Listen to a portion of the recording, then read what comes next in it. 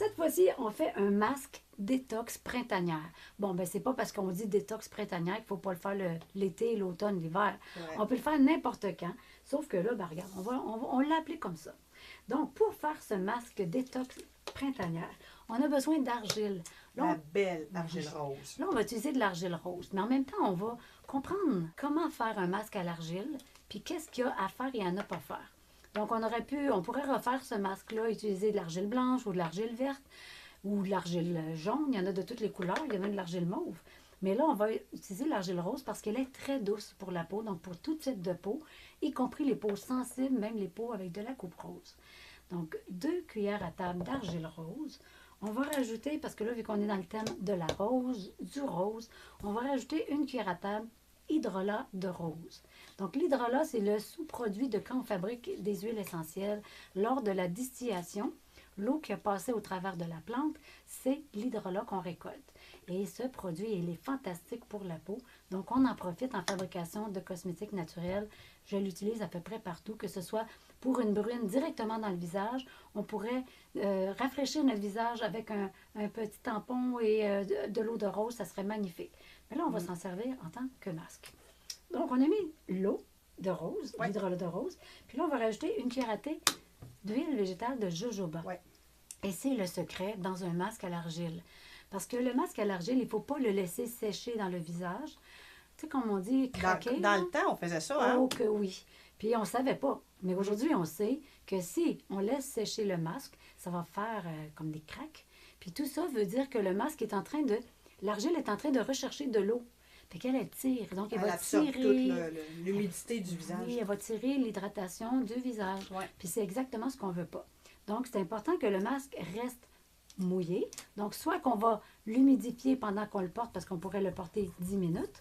Donc, soit qu'on va l'humidifier au fur et à mesure, mais déjà de mettre de l'huile de jojoba dedans va vraiment venir aider à ce qu'il ne va pas sécher. Ça va super bien de mélanger avec une spatule de silicone. Puis on vient bien le mélanger, il va devenir super crémeux. Ouais. Puis un dosage comme ça va faire le visage, le cou, le décolleté. Puis s'il en reste, bon, est-ce que vous en avez pour une autre fois? Peut-être que oui, peut-être que non. Moi, souvent, je l'utilise en une fois.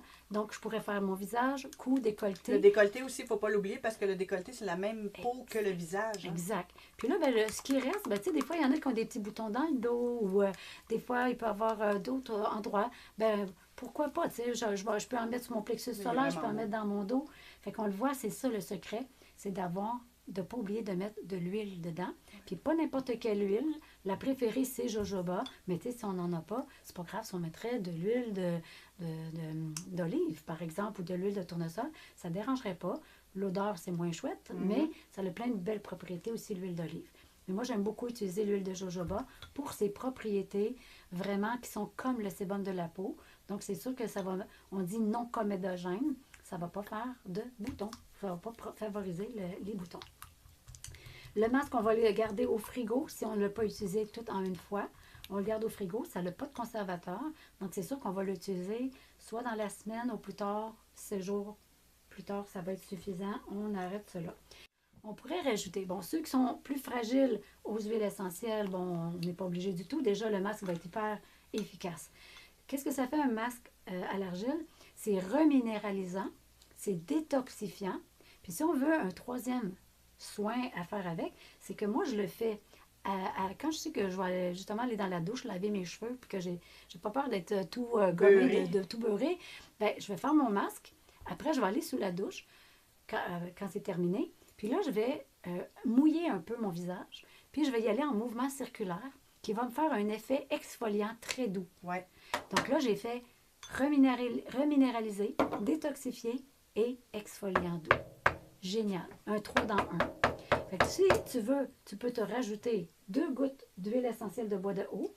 Ouais. Ça fait partie de mes préférés. Ça aurait pu être de la lavande.